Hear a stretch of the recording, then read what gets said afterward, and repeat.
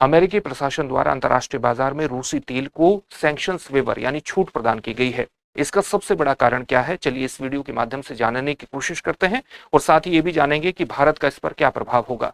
आप जानते हैं कि 28 फरवरी 2026 को अमेरिका और इसराइल ने ईरान पर आक्रमण किया था। उसके बाद मार्च में स्ट्रेट ऑफ हॉर्मुज से होने वाला व्यापार बहुत बड़े स्तर पर प्रभावित हुआ था। स्ट्रेट ऑफ हॉर्मुज की अवस्थिति यहां पर है, जो कि पर्शियन गल्फ और ओमान की खाड़ी को आपस में जोड़ता है, और स्ट्रेट ऑफ हॉर्मुज से ही लगभग 20 से 25% की वैश्विक कच्चे तेल की आपूर्ति होती है। इसलिए वैश्विक कच्चे तेल की आपूर्ति इस मार्ग से जो होती थी वो बहुत बड़े स्तर पर प्रभावित हुई। अमेरिका मजबूर हुआ कि जो रूसी तेल पर उसने प्रतिबंध लगाए थे उनको छूट प्रदान करे। उसने मार्च में ही इसको छूट प्रदान की थी। उसके बाद भारत ने भी बड़े स्तर पर ऑर्डर दिए थे। साथ ही अब इस छूट को एक्सटेंड कर दिया गया है।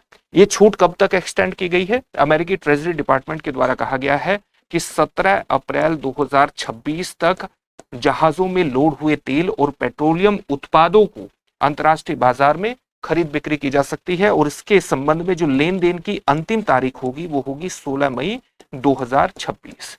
यानी 1 महीने के लिए छूट एक्सटेंड हुई है, आप देख सकते हैं। और छूट एक्सटेंड होने का सबसे बड़ा कारण है कि अभी भी स्ट्रेट ऑफ हॉर्मुज से कच्चे तेल की जो आपूर्ति है वो सामान्य नहीं हो पाई है। अभी भी यहां पर जहाजों की आवाजाही सामान्य नहीं हुई है।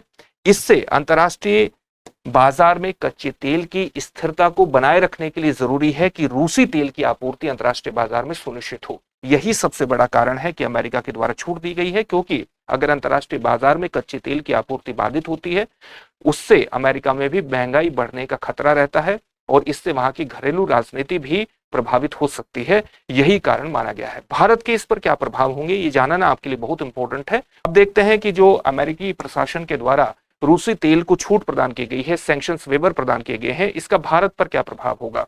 जब मार्च में ये सैंक्शंस वेवर छूट प्रदान की गई थी तो आप उसी से अंदाजा लगा सकते हैं कि मार्च में ही भारत ने रूस को 3 करोड़ बैरल तेल का ऑर्डर दे दिया था तुरंत। एक बैरल में कितने लीटर होते हैं? 159 लीटर होते हैं।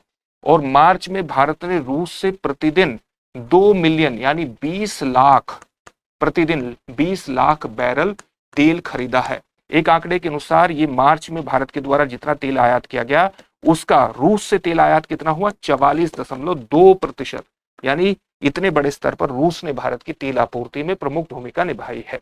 अब ये छूट एक्सटेंड हुई है तो निश्चित रूप से भारत की आपूर्ति को बनाए रखने में इस छूट का विशेष लाभ होगा, क्योंकि रूस जो है भारत का सबसे बड़ा आपूर्तिकर्ता बना हुआ है। इसका सबसे बड़ा कारण क्या है? क्योंकि आप जानते हैं कि भारत जो है ये जब वेस्ट एशिया का संकट शुरू नहीं हुआ था तो भारत वैश्विक कच्चे तेल का भारत अपनी तेल आवश्यकताओं का लगभग 88% से ज्यादा आयात से पूरा करता है, आप ये जानते हैं। और इसका लगभग 30 से 40% भारत कहां से प्राप्त करता था? वेस्ट एशिया से प्राप्त करता था। सामान्य रूप से वो स्ट्रेट ऑफ हॉर्मुज से होकर के आता था।